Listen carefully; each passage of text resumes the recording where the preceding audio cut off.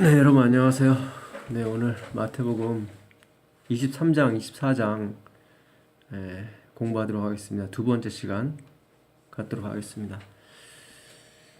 그 마태복음 23장에서 외식하는 서기관 바리새인들에게 예수님께서 충고의 말씀을 해주시는 것을 우리 공부했습니다. 그리고 24장에서는 예수님의 재림 직전에 일어날 일들에 대해서 특별히 그 주님의 신실한 종들, 때를 따라 양식을 나눠줄 사람이 누구인가, 그에 대해서 우리가 공부했었습니다. 양식이라고 하는 것은 바로 주님의 살과 피죠. 하나님의 죽음에 관해서 누가 나눠줄 것인가, 하나님이 죽으셨다, 그분이 왜 죽으셨는가, 무엇 때문에 죽으셨는가, 우리가 그것으로 인해서 살고 있다는 것을 나눠주는 사람이 바로 주님의 마지막 남은 신실한 종들이죠. 그 외식하는 자들은 우리를 말합니다. 어느 특별한 사람을 말하는 것이 아니라 하나님 없이 살아가는 우리들, 아담의 그 영향을 받아서 사는 우리들, 그 죄성을 갖고 태어나는 우리들의 모습이죠. 하나님 없는 인간의 모습이 얼마나 내용 없고 가치 없는 그 외식적인 행동이라는 거. 선행을 할지라도 다 교만해서 나오는 거죠. 자기 자랑과 자기를 내세우기 위해서 나오는 행동뿐입니다. 그렇지 않다면 하나님을 거짓말장애로 만드는 거거든요. 하나님께서 우리를 받으시는 것은 엘렌 G. 화이트의 글에 보게 되면 예수님의 피가 묻었기 때문에 받으신다는 거예요. 예수님의 피가 묻지 않으면 우리 것을 하나님이 받을 수가 없다는 거예요. 왜냐하면 우리는 불완전한 존재이기 때문에 이 불완전한 존재에서 나오는 아무리 우리가 신실하다고 생각할지라도 하나님께서 받을 만한 가치가 없다는 거죠. 그만큼 지금 우리 인간의 모습은 우리가 생각하는 것 이상으로 많이 사실 타락되어 있습니다. 문제는 그걸 모른다는 거죠. 우리의 수준이, 우리의 가련하고 우리의 안타까운 이 현실을 우리 스스로가 모른다는 거예요. 그래서 참 정말 하나님의 신실한 종들에 의해서 우리의 참 모습을 깨닫게 해주시고 우리가 정말 하나님이 필요한 존재이며 구원받을 만한 그런 존재라는 거. 우리 인간 스스로는 외식할 수밖에 없는 존재라는 거. 하나님을 떠난 인간은 외식할 수밖에 없는 존재라는 거. 그것을 우리가 깨닫는 것이 1차적인 목적입니다. 사실은. 우리 자신 안에서는 희망을 찾을 수가 없는 거죠. 반대로 우리 자신 안에서 희망을 찾는다는 것은 매우 불행한 일입니다. 사실은. 그런 사람은 예수님의 필요성을 못 느끼거든요. 하나님의 필요성을 못 느껴요. 이 침례받고 구원받은 사람의 이유도 마찬가지입니다. 이 외식이라고 하는 것은 빈 껍데기만 있고 알맹이가 없다는 얘기거든요. 내용물이 없어요. 겉에 보기에는 생명이 있는 것 같지만 안에 생명이 없어요. 그러니까 이 모습은 사실 거의 영원토록 갑니다. 영원토록. 그럼 우리가 어떻게 해서 완전해지고 어떻게 해서 영원토록 충만한 가운데서 살 수 있는가? 그거는 하나님이 우리와 함께 하시기 때문에 그래요. 하나님이 함께 하시기 때문에. 그래서 우리가 이 땅에서 천국을 연습하는 것은 내가 스스로 완전해지는 연습을 하는 것이 아니라 언제나 하나님과 함께하는,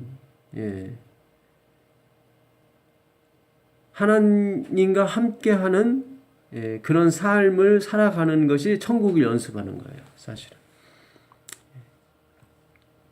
그 요한복음에 가보시면 요한복음 14장 16절에 예수님께서 이 말씀하세요. 내가 아버지께 구하겠으니 그가 또 다른 보혜사를 너희에게 주사 영원토록 너희와 함께 있게 하시리라. 내가 아버지께 구하겠으니 예수님께서 이제는 그 하늘을 승천하시고 하나님 보좌 우편에 앉아 계시면 이 땅에 아무도 없잖아요. 그래서 또 다른 보혜사, 이 보혜사는 돕는 자, 곁에서 돕는 자 그런 뜻입니다. 그러니까 예수님도 보혜사로 오셨어요. 근데 또 다른 보혜사 성령 하나님을 말하죠. 성령님을 너희에게 주사 영원토록 너희와 함께 있으리라. 마태복음 28장에도 예수님께 승천하시면서 하시는 말씀이 하늘과 땅의 모든 권세를 내게 주셨으니 너희는 가서 모든 족속으로 제사를 삼아 아버지와 아들과 성령의 이름으로 침례를 주고 내가 너에게 분부한 모든 것을 가르쳐 지키라. 볼지어라. 내가 세상 끝날까지 너희와 항상 함께 있으리라 이렇게 말씀하셨어요. 그래서 이 구원받은 사람 14만 4천인의 특징은 뭐냐면 하나님을 항상 절대적으로 필요한 존재임을 본인이 느낀다는 거죠.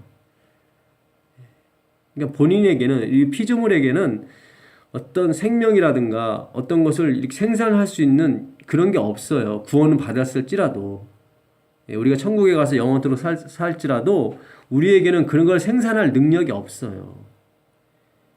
그래서 하나님이 영원토록 우리 함께 하셔야 돼요. 만약에 우리 안에 생명이나 기쁨이나 어떤 것을 선함이라든가 이런 것을 어떤 크리에이티브 창조할 수 있는, 만들 수 있는, 메이킹할 수 있는 것이 우리에게 있다면 하나님이 우리와 영원토록 함께 하실 필요가 없죠, 사실은. 그렇죠? 여기서는 영원토록 우리와 함께 하실 것이라고 말씀하시거든요. 우리가 많이 착각하는 것이 내가 구원받은 다음에 내 스스로의 힘으로 살아가야 된다고 생각하는 것이 착각이에요. 아니에요.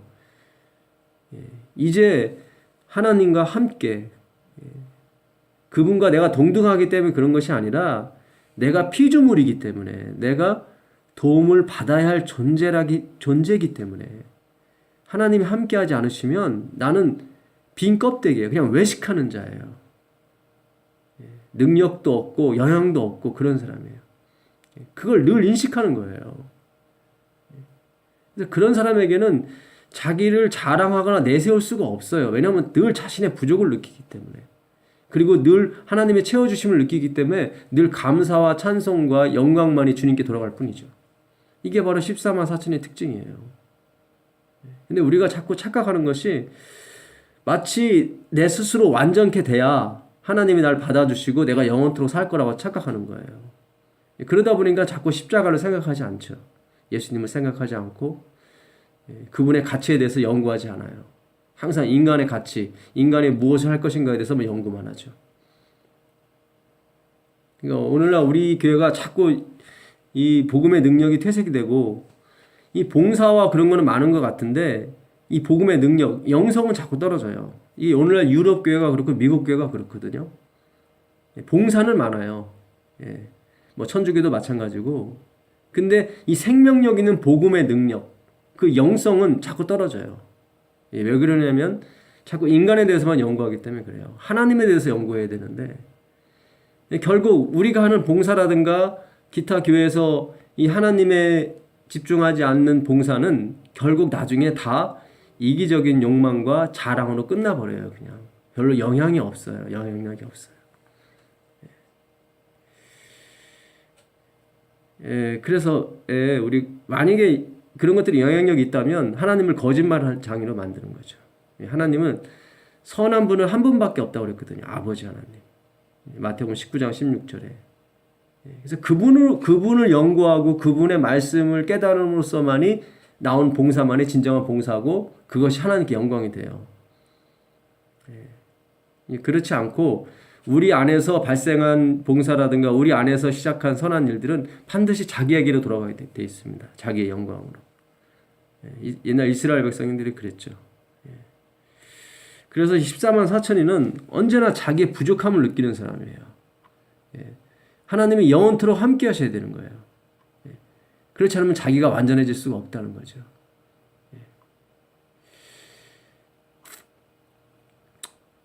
15절에 너희가 나를 사랑하면 나의 계명을 지키리라. 이 말씀도 있어요. 여기서 말하는 계명은 십계명이 아니에요. 십계명이 아니라 그 10절에 나와 있는 요한복음 14장 10절에 나와 있는 계명을 말해요. 어떤 계명이냐면 빌립이 하나님을 보여달라고 예수님께 이제는 질문을 합니다. 그때 예수님께서 나를 본 자는 아버지를 보았거늘 어찌하여 하나님 아버지를 보이라 하느냐 하시면서 10절에 이렇게 말씀하세요. 나는 아버지 안에 있고 아버지는 내 안에 계신 것을 내가 믿지 아니하느냐. 내가 너희에게 이르는 말이 스스로 하는 것이 아니라 아버지께서 내 안에 계셔 그의 일을 하시는 것이니라. 내가 아버지 안에 있고 아버지께서 내 안에 계심을 믿으라. 그렇지 못하겠거든 행하는 그 일을 인하여 나를 믿으라. 내가 진실로 진실로 너에게 이르노니 나를 믿는 자는 나의 일을 저도 할 것이요 또한 이보다 더 큰 것도 하리니 이는 내가 아버지께로 감이니라. 너희가 내 이름으로 무엇을 구하든지 내가 시행하리니 이는 아버지로 하여금 아들을 인하여 영광을 얻으시게 하려 함이라. 내 이름으로 무엇이든지 내게 구하면 내가 시행하리라. 너희가 나를 사랑하면 나의 계명을 지키리라 하고 이렇게 끝나는 거예요. 그러니까 너희가 나를 사랑하면 나의 계명을 지키리라. 이 아버지의 계명이 있고 나의 계명이 있어요. 예수님의 계명이 있어요. 이 성격은 똑같은데 내용은 좀 틀려요. 그러니까 이 예수님께서 말씀하신 그 아버지의 계명은 뭐냐면 예수님께서 일을 하긴 하시는데 그 안에 아버지께서 계셔서 예수님을 도구로 삼아 하시는 거예요. 그러니까 어떻게 보면 예수님은 외식이고 진실은 아버지께서 행하시는 거예요.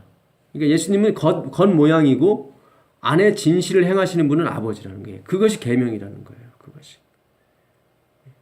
그것이 아버지를 사랑하는 거예요. 아버지께 영광을 돌리는 거고요. 요한복음 15장 가보시면 15장 10절에 그 말씀이 나와요. 요한복음 15장 10절 가보겠습니다.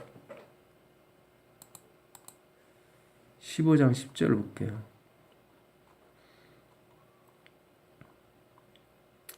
내가 아버지의 계명을 지켜 그의 사랑 안에 거하는 것 같이 너희도 내 계명을 지키면 내 사랑 안에 거하리라. 여기 보니까 아버지의 계명이 있고 내 계명, 예수님의 계명이 있어요. 그러니까 이게 십계명이 아니라는 거예요, 결국은. 그러니까 계명이라고 하는 것은 이르신 말 그런 뜻이에요. 아버지의 명령, 이르신 말. 이게 뭐냐면 15장은 포도나무의 비유예요. 그러니까 1절이 바로 계명이에요. 1절이 뭐라고 나왔냐면 내가 참 포도나무요 내 아버지는 그 농부라. 이게 바로 계명이에요. 당신은 뭐예요? 포도나무예요. 포도나무. 그리고 진짜 농부는 아버지시라는 거죠. 이게 계명이에요. 이게. 그분은 형식이고 실질적으로는 내용은 아버지라는 거죠.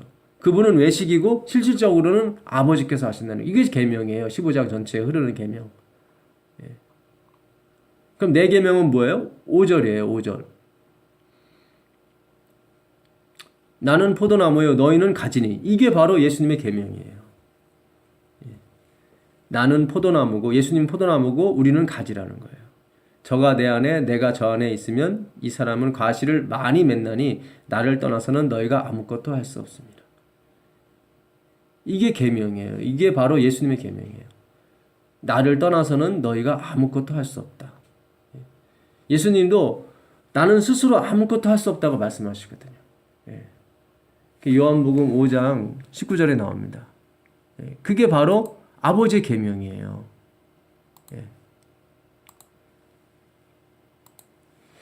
이게 참 놀라운 거예요. 이게 마지막 정말 하나님의 참 백성, 참 무리의 특징이에요. 결코 자신을 내세우지 않아요. 자신이 들어간 충성조차도 아름다워 보일지 모르겠지만 그것조차도 부끄럽고 그것조차도 내세울 수가 없는 그런 존재라는 거예요. 본인들은 외식하는 존재고 실제가 그래요. 실제가 그래요. 하나님의 희생에 비춰 볼 때 우리의 희생은 아무것도 아니에요. 아무것도 아니에요. 정말. 5장 19절 그러므로 예수께서 저희에게 이르시되 내가 진실로 진실로 너에게 이르노니 아들이 아버지 하는 일을 보지 않고는 아무것도 스스로 할 수 없노라. 예. 그래요. 이게 바로 예수님의 계명, 아버지의 계명이었어요. 너가 나를 떠나서는 아무것도 할 수 없다. 30절도 똑같아요. 30절 내가 아무것도 스스로 할 수 없노라. 들은 대로 심판하노니 나는 나의 원대로 하지 않고 나를 보내신 이의 원대로 하련다. 이게 바로 아버지의 계명이에요. 내가 아무것도 스스로 할 수 없노라. 이게 아버지의 계명이에요. 철저하게 예수님은 그걸 지키셨어요. 사실은 예수님은 참 하나님이시기 때문에 본인이 외식이 아니에요. 본인 스스로도 하나님이시고 본체시에요. 형식이 될 수 없어요. 본인은. 진실 그 자체예요. 예수님은. 그런데도 우리를 위해서 모범을 보여주기 위해서 형식으로 떨어지신 거예요. 인간이 되신 거예요. 외식하는 자가 되신 거죠. 자기는 아무것도 할 수 없다고 얘기하시는 거예요. 여기만 있는 게 아니에요. 8장 28절 여기도 똑같아요.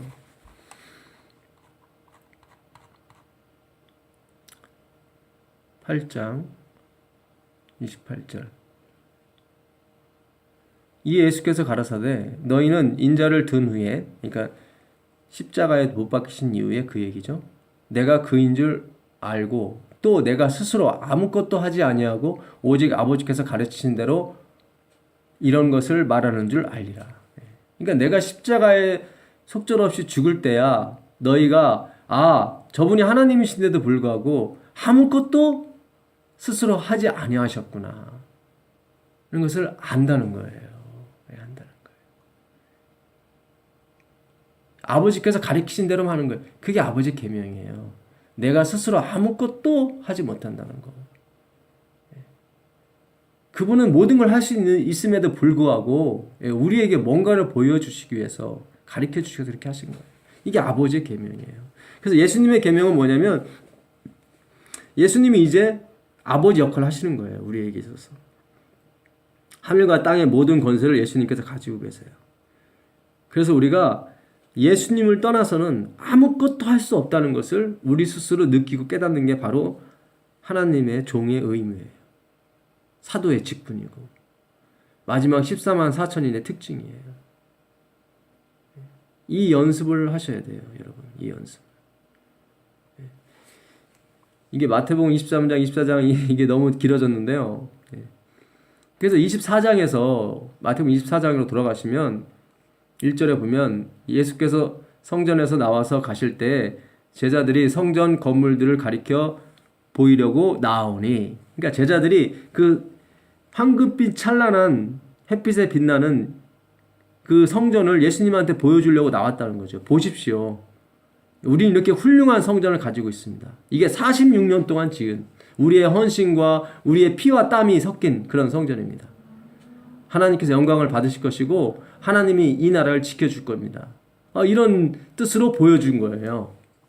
그랬더니 예수님께서 하시는 말씀이 2절에 대답하여 가라사대 너희가 이 모든 것을 보지 못하느냐 내가 진실로 너에게 이르노니 돌 하나도 돌 위에 남지 않고 다 무너뜨리우리라.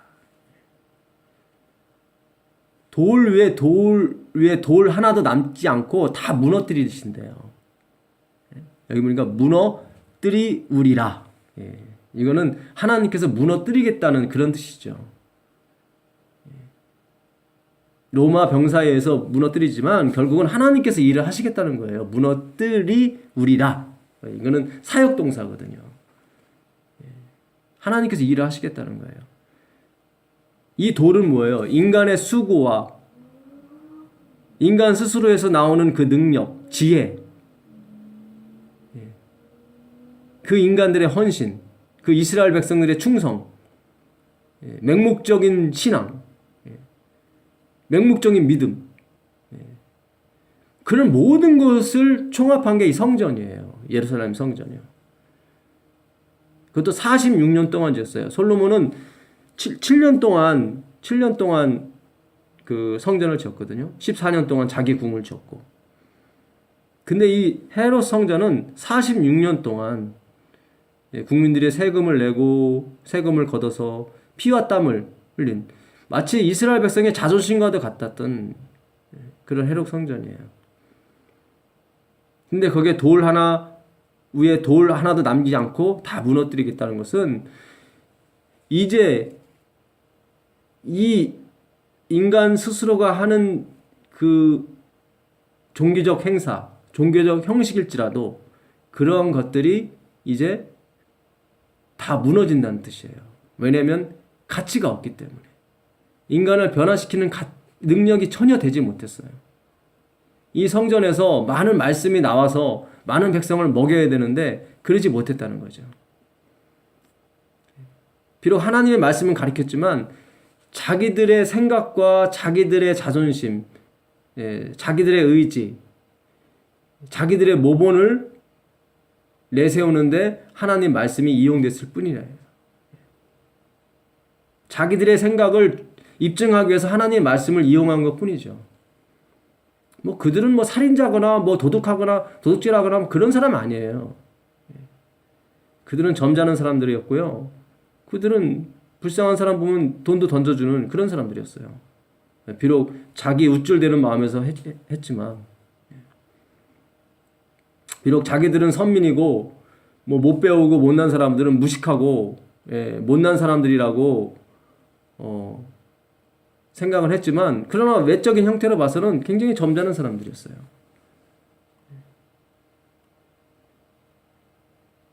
누가 볼지라도 저 사람들은 천국 가겠다 생각했던 거죠. 예수님은 결코 그런 말 하지 않으셨어요. 외식하는 자요. 너희들의 그런 행위, 종교적 행사, 그 어떤 것도 돌 위에 돌 하나 얹히지 않는 것처럼 이 하나님의 구속 사업에 그 어떤 것도 섞여서는 안 된다는 거예요. 인간의 어떤 그게 아름다워 보이는 충성이고 아름다워 보이는 봉사를 할지라도 그것이 하나님의 구원의 역사에 섞일 수 없다는 거예요.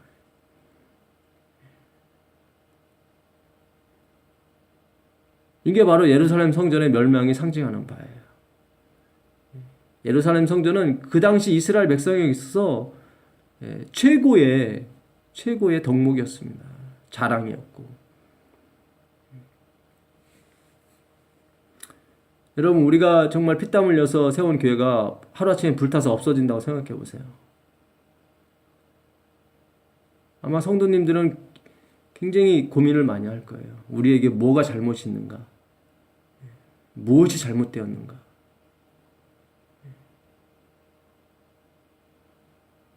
이 예루살렘 성전은요, 우리가 생각하는 그런 교회 이상의 건물이었어요. 그러니까 이 성전이 무너진다고 하는 것은 그들에게서는 도저히 있을 수가 없는 일이었어요. 그 요한복음에 가보시면 요한복음 2장에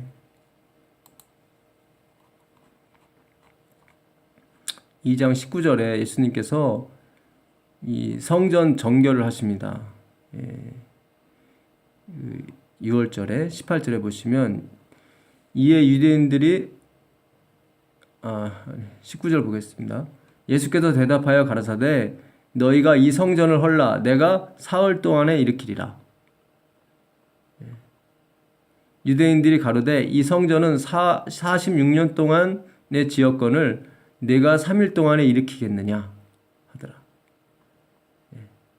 그러나 예수는 성전된 자기 육체를 가리켜 말씀하신 것이라. 이 성전이 결국 헐려요 결국.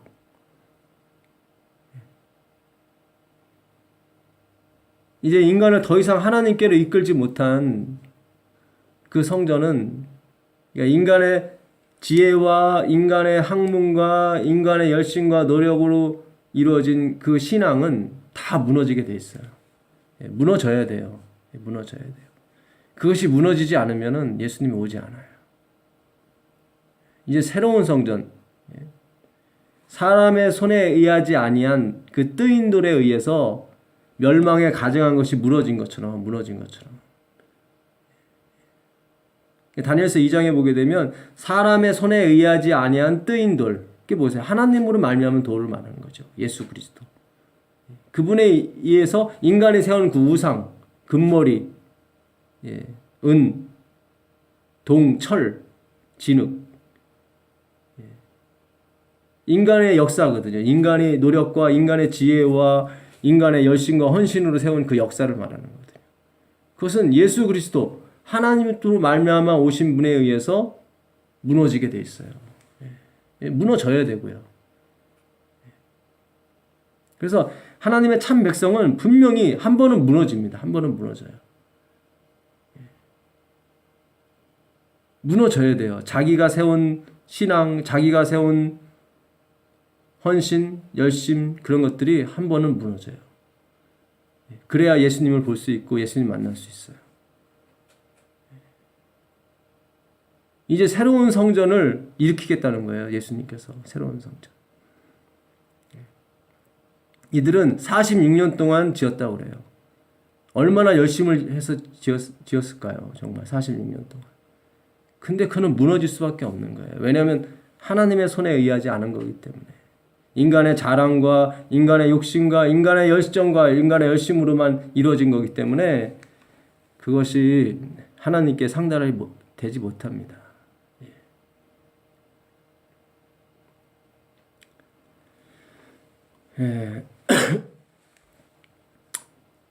다시 마태복음 24장에 가보시면 그 노아의 때와 같이 마지막 임함도 그리할 것이라고 말씀하셔요.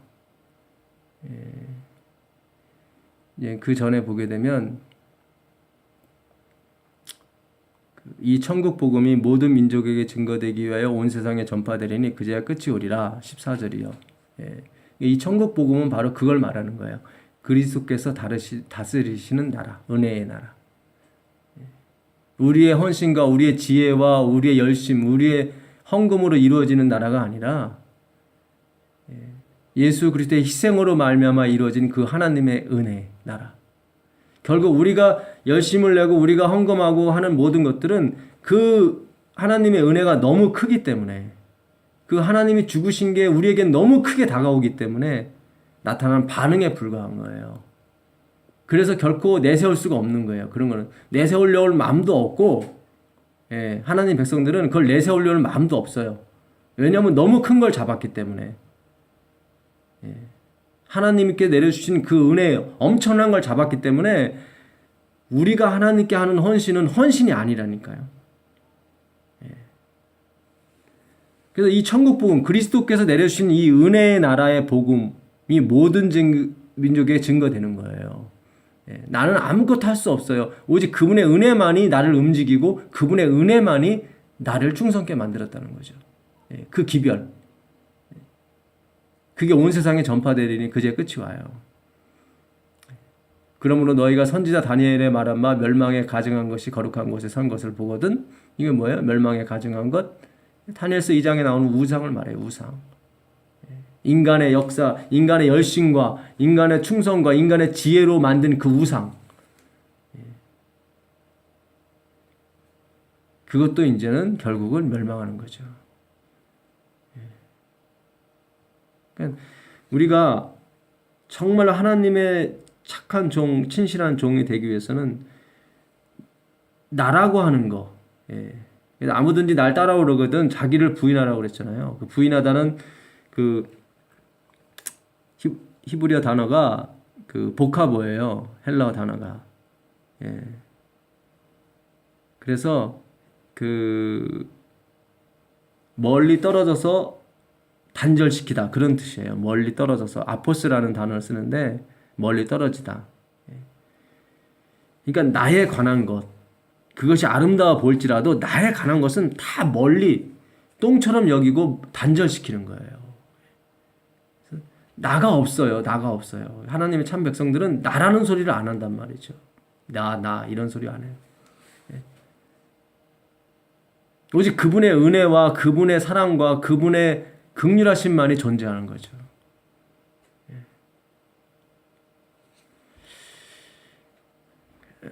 37절에 보면 노아의 때와 같이 이를 거라고 예수님께서 말씀하세요.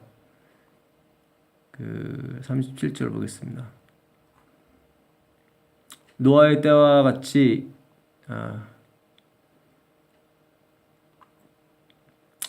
그 절에 35절 천지는 없어지겠으나 내 말은 없어지지 아니하리라. 이 하나님의 절대 주권을 말하죠. 예수님의 절대 주권. 천지는 없어지겠으나 내 말은 없어지지 않는다는 거예요. 그러나 그 날과 그때는 아무도 모르나니 하늘의 천사들도 아들도 모르고 오직 아버지만 아시느니라.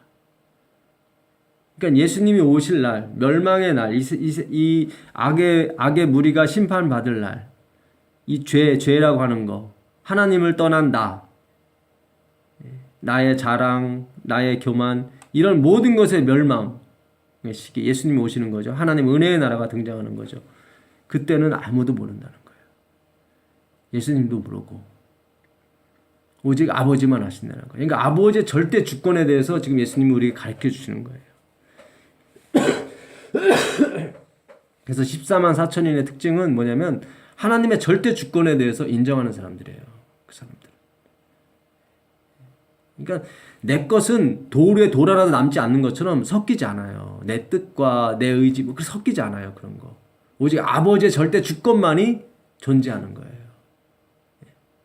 그분에 의해서 사라지는 거고 그분에 의해서 복 받는 거고 그분에 의해서 우리가 일하는 거예요. 그래서 바울도 로마서 11장 33절 이하에 보게 되면 만물이 그로 말미암고 그리고 그분으로부터 나오고 그분으로 말미암고 그분에게로 돌아간다고 나오는 거예요. 그분으로부터 나오고 말미암고 들어가고. 그러니까 우리라는 존재가 없어요. 즉 하나님이란 분만 존재하는 거죠. 이 하나님이 모든 만물 안에 계신다는 거예요. 그 만물 안에 계신 하나님이 빠져버리면 나머지도 다 죽어버리는 거예요. 그래서 사실 우리 안에 하나님이 계시지 않고 예수님이 계시지 않는 것은 사실은 죽은 자예요. 죽은 자. 예수님께서도 죽은 자는 죽은 자로 장사케 하라 그렇게 말씀하셨잖아요. 그러니까 이게 외식인 거예요. 다 살아있는 게 외식인 거예요. 우리가 살아있는 것도 외식인 거예요. 산 게 아니에요. 죽은 거지. 근데 우리가 몰라요. 그 가엾은 상황을 몰라요. 내 자신이 죽었다는 걸 몰라요.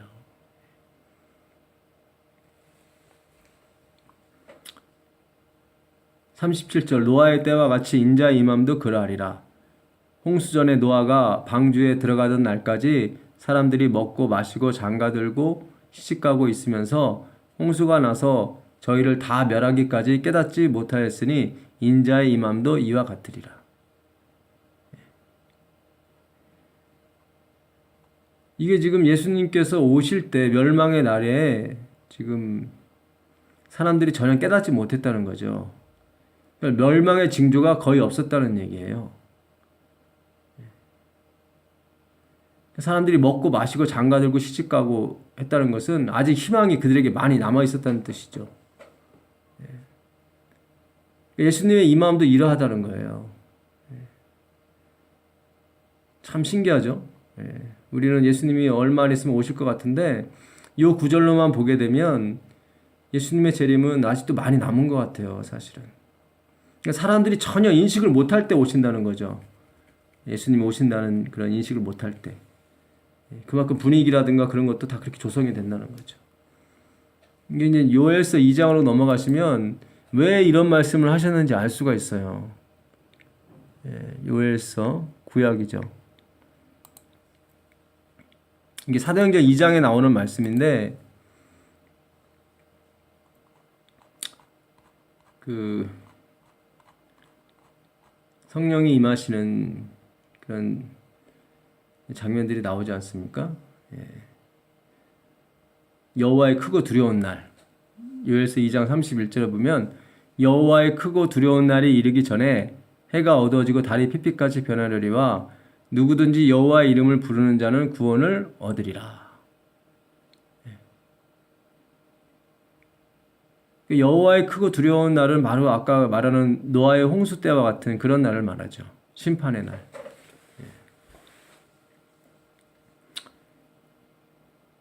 근데 그 날이 오기 전에 무슨 일이 있냐면 29절 그때 내가 내 신으로 남종과 여종에게 부어줄 것이며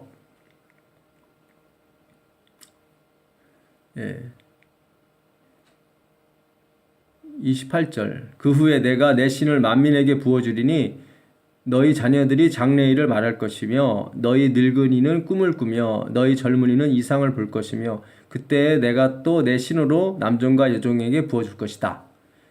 여호와의 크고 두려운 날이 심판이 이르기 전에 하나님께서 성령을 부어주신다는 거예요. 늦은 비 성령을. 늙은이는 꿈을 꾸고 젊은이는 이상을 보고 남종과 여종도 마찬가지고 남녀 빈부 기초를 불문하고 주님의 백성들에게 주께서 그 신을 부어주신다는 거죠. 그게 바로 여호와의 크고 두려운 날 심판이 이르기 전이란 말이죠. 그러면 그 늦은 비 성령이 내릴 때는 어떠했을까? 그 상황이요.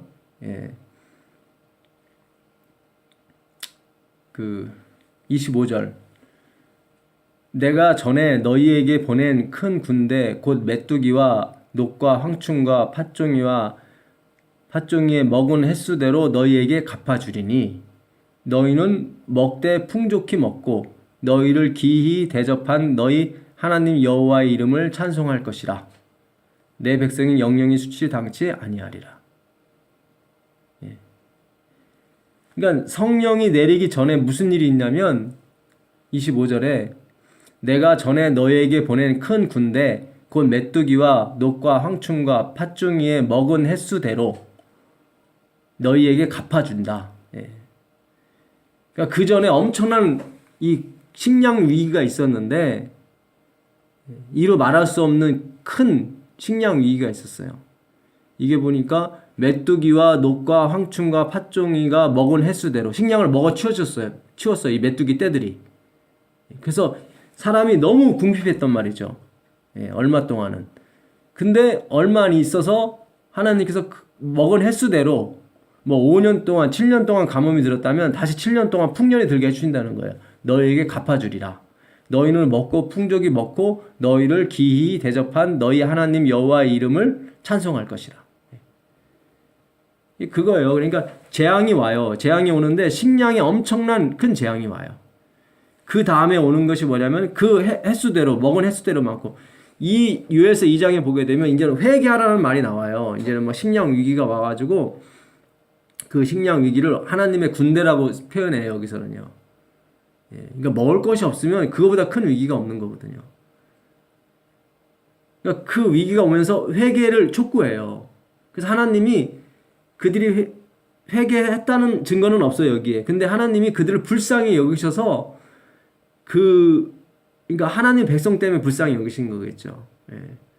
그래서 결국은 그 기근과 그 식량 위기를 탈출시켜 주시는데 그 가뭄의 횟수만큼 갚아주세요. 그래서 너희는 먹고 풍족히 먹고 너희를 기히 대접한 너희 하나님 여호와 이름을 찬송할 것이다. 그때 늦은비 성령이 오는 거예요. 늦은비 성령. 그리고 나서 여호와의 크고 두려운 날이 이르는 거예요. 그래서 아까 노아의 때와 같다고 그런 거예요. 지금 예수님께서는 요엘서 2장에 이 당신이 예언하신 말씀을 이미 머리에 염두에 두시고 노아의 때와 같다고 말씀하신 거예요. 예수님이 오실 때는 풍족히 이들이 먹고 하나님의 이름을 찬송할 때예요.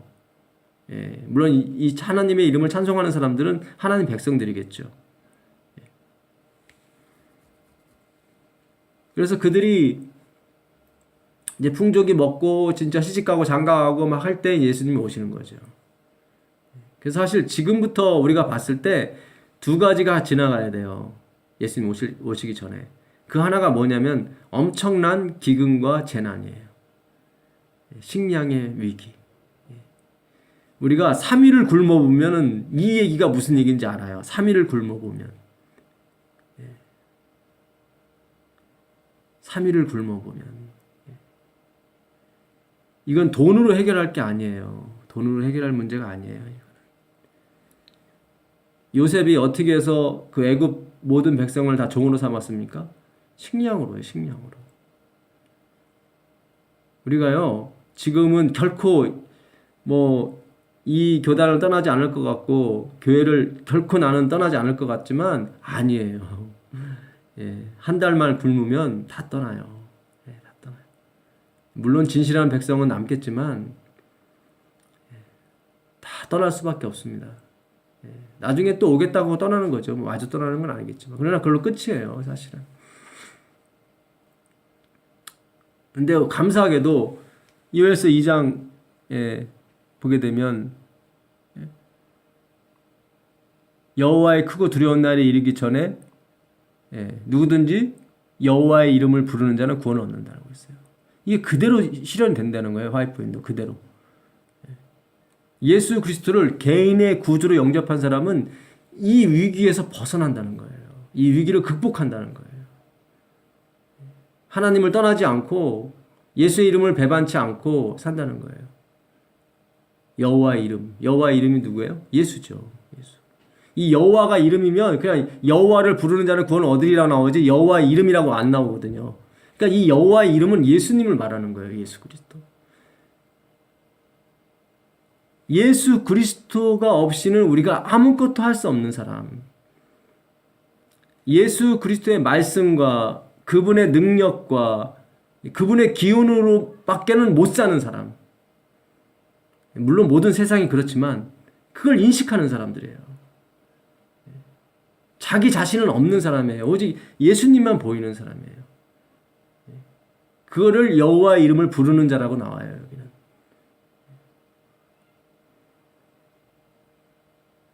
그래서 사도 바울도 내가 십자가 외에는 결코 자랑할 것이 없다고 얘기하고 내가 그동안 배웠던 나의 헌신, 나의 열심 이런 거는 다 배설물을 여기겠다.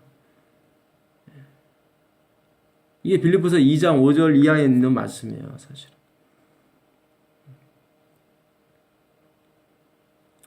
계속 성경은 지금 우리에게 너무 쉽게 구원을 가르쳐줘요. 근데 우리는 자꾸 예수님도 믿지만은 거기에다가 우리의 헌신과 우리의 충성, 우리의 자랑, 우리의 지혜도 조금씩 섞으려고 그래요.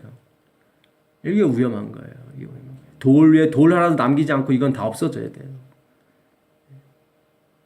여러분이 정말 하나님의 참 백성이 되길 원하신다면 정말 이 나라고 하는 이것이 들어가지 않을 수 있도록 최선의 노력을 다 하셔야 돼요.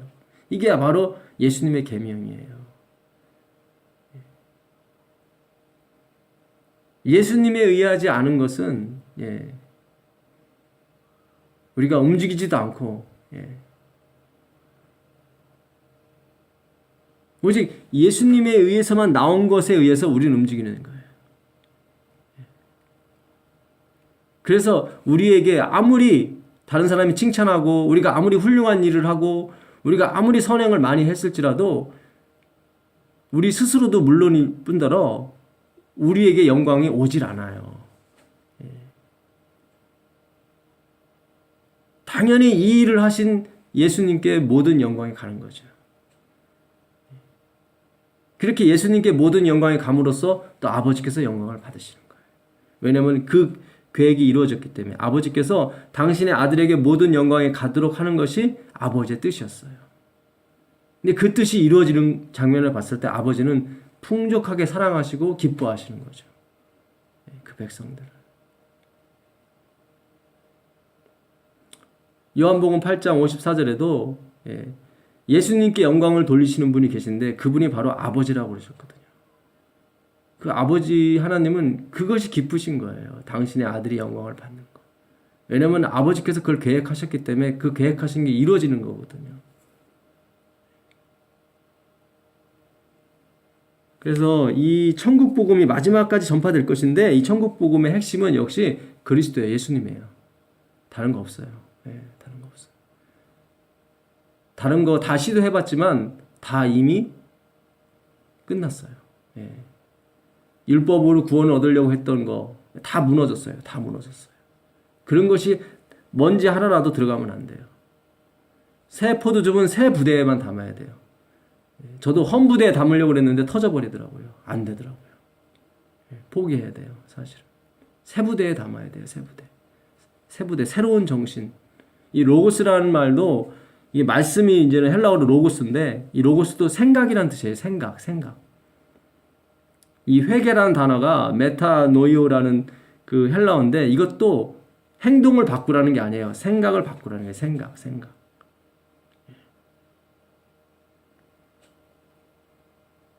이게 우리가 이 인간의 관점에서 예수님의 관점으로 이렇게 바뀌어져야 되거든요. 초점이 인간에게서 초점이 예수님에게로 바뀌어져야 돼요. 모든 것이. 단 1%, 0.1%라도 그 초점이 인간에게 가면 안 돼요. 예수님께만 가야 돼요. 돌 위에 돌 하나도 얹어지면 안 되는 것처럼 옛날에 그 헌 부대, 묵은 포도주가 단 1%라도 섞여서는 안 된단 말이죠. 이제 완전한 새 부대에 새 수리, 새로운 이론과 새로운 정신, 새로운 신앙이 담겨져야 되는 거예요. 거기에는 나라고 하는 것이 들어가질 않아요. 참 기가 막힌 나라죠. 은혜의 나라고요.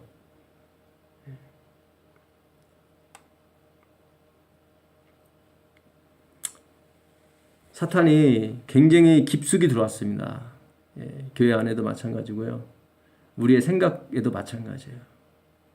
우리가 정말로 성령님께 부르짖고 예수님께 부르짖어서 분별할 수 있는 능력을 달라고 기도하셔야 돼요.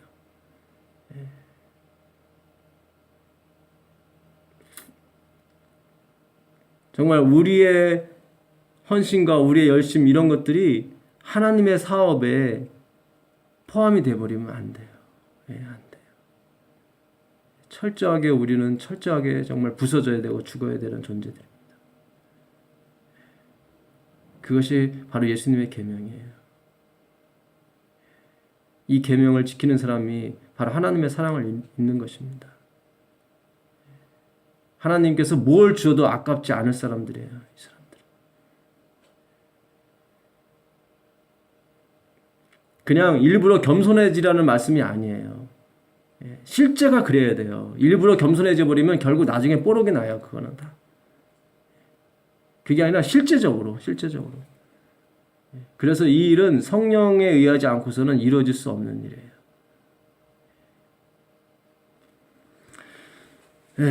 오늘도 참 중요한 말씀을 다뤘습니다. 이 마태복음 23장, 24장은 굉장히 중요한 말씀이에요. 너무 중요해요.